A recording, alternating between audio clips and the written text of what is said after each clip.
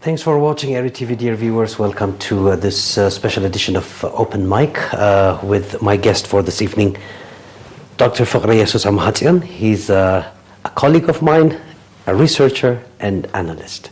And he has written this book, Child Mortality in Eritrea, an overview of history and progress. Welcome to our program. Thank you so much. We will be talking about this book, but before we get there, give my viewers a brief introduction about yourself. Okay, first of all, thank you so much for this opportunity to be here. It's a real pleasure and honor. About myself, I was born here in Eritrea, not too far from here actually, so I'm Wudi Asmara. Shortly after being born, my family moved to the West, and that's where I grew up. I completed my education, my high school education in Canada, and then I received a scholarship to study in the US for my first degree, where I focused on sociology and international business. Subsequently, I received another scholarship to continue with my master's and PhD, studying in Atlanta, Georgia, focusing on human rights, development, and political economy. After graduating with my doctorate in 2015, I returned back home to Eritrea to serve my people and be a part of the nation-building process. During the past 7-8 years in Eritrea, I've worked in the college, I've worked in different ministries, and I've conducted a lot of different research. So.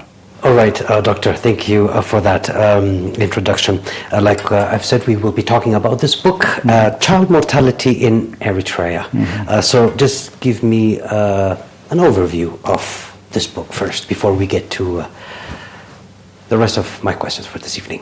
Okay, definitely.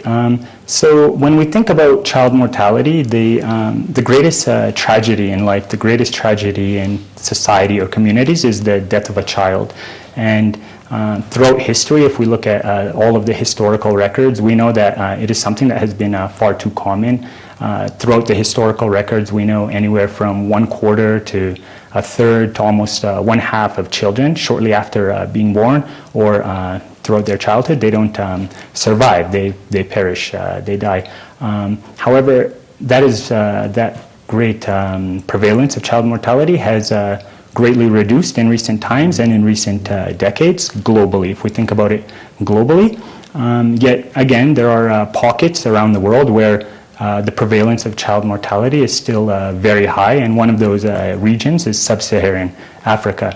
Yet again, within sub-Saharan Africa, there are particular cases where there are some success stories, and one of those is Eritrea. And so what this book tries to do is it tries to review the history of child mortality in Eritrea, and then discuss the factors that underlie the progress in the country. Okay, so how long did it take you to, finish up the research to write this book? Yeah, so I originally, several years ago, I was invited to submit some articles to the United Nations magazine, Africa Renewal, and those articles looked at different topics related to development in Eastern Africa and Eritrea. And one of the topics that I focused on in those articles, which were very brief, was child mortality, and that's really what gave me the spark to write this book. So about 2 years ago, I began the initial research for this book, but I would say the substantive research began about a year and a half ago. So during that period, I conducted interviews, I collected historical documents, I visited different areas, and so about a year is about right, about the book. Mm-hmm. What would you say is the importance of this book? So the book is important for several different reasons, if I can say so, like myself personally. I think, as I said, child mortality is a major topic globally. It's a significant global issue, and there's been a lot of work done upon it globally. But even while there has been a lot of global work done, very little work, actually no work, has been done on it in Eritrea in terms of academic research, publications, or whatnot. And so what this book basically does, it sort of fills that gap. It plugs the gap in terms of the global discourse or narrative related to child mortality. It gives us a picture of Eritrea in terms of the global narrative. So that's one. Another important aspect is when we think about Eritrea, this is a young country. It's a low-income developing country. And over the years, it's been faced with very many challenges, sanctions. It's in a very difficult geopolitical region related to war, conflict, instability. And it's also facing climate change. Yet, despite all of these challenges, Eritrea has been able to produce significant progress in terms of child mortality. And so that's an interesting case in and of itself. And so this book helps to share that interesting case and potentially offer insights or useful lessons for other countries, low-income contexts. So it offers lessons, I would say. That's the second particular importance. A third thing I think that's really important about the book is when we think about knowledge generation, knowledge production, it's not an individual pursuit. It's a collective endeavor. And so what this book does, being the first book on the topic in relation to Eritrea, it sort of sets the platform. It sets a base for future research. It can be a useful resource for other people down the line. And when I was writing the book, I purposely tried to make it digestible, accessible to the general population. It's dealing with a very technical issue, but I want it to be something that is useful to everyone. So that's important. And as I said, I taught in the college. I work with young people. I'm very engaged with the young community. And so I hope that this book can be sort of an inspiration or encouragement for other young people to take up research on their own, to take up these type of initiatives. So I think all of those factors contribute in their own way to making this book a significant or useful initiative. So who are we specifically targeting when we talk about this book? So this book is going to be of interest to those who are interested in development generally, in child mortality, public health, as well as those interested in Eritrea.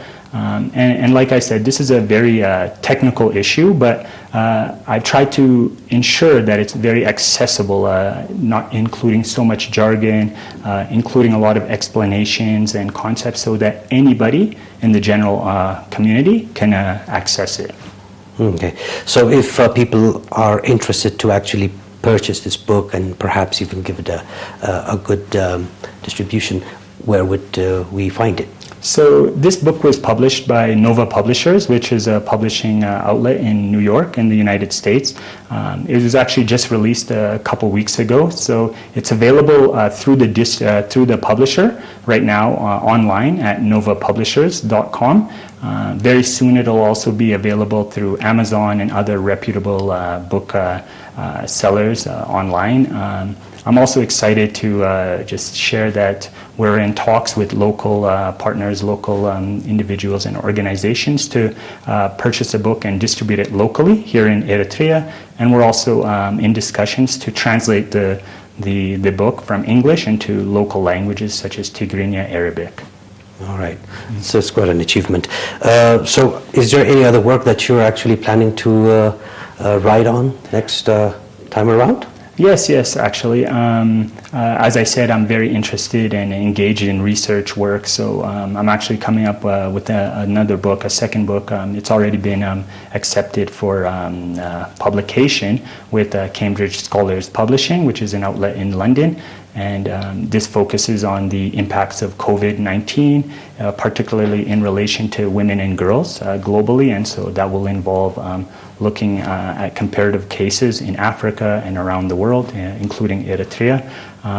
And there are some other projects that I'm beginning, but I'll just, I don't know which stage they're. I can share with it right now. Yeah. Okay. All right, Doctor. Thank you so much for your time. But before we close, if you have any messages?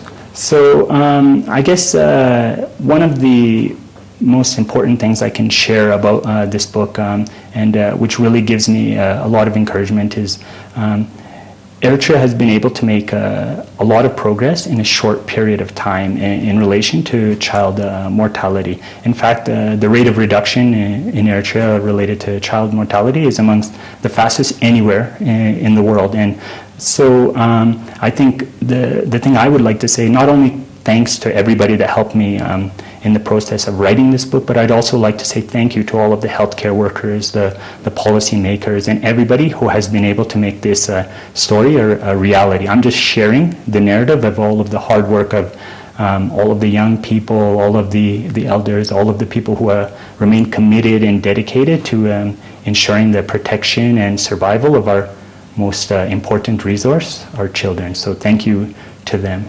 All right. Dear viewers, you will find an address written at the lower third of the screen on where to get it and how to find it. And we thank again Dr. Fikrejesus for his time and sharing his research here with us through this book. Thank you so much for having me. That wraps up this week's Open Mic. It is good night for me.